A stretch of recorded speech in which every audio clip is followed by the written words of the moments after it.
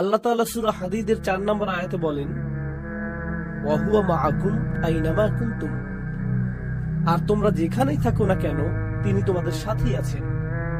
তোমরা যেখানেই থাকো না কেন তোমরা কখনোই একা নাও। আল্লাহ তোমাদের সাথে থাকেন, তিনি তোমাদের দেখছেন, তিনি তোমাদের রক্ষা করছেন, তিনি তোমাদের কার্যক্রম প্রত্যক্ষ করছেন, তিনি তোমাদের পরীক্ষা করছেন প্রতিনিয়ত। আমি কখনোই একা নই। আমি আমার রুমের ভিতরে একা নই, আমি আমার ক্যাম্পাসে একা নই, আমি আমার গাড়ির ভিতরেও একা নই। আমরা কখনোই নিঃসঙ্গ নই।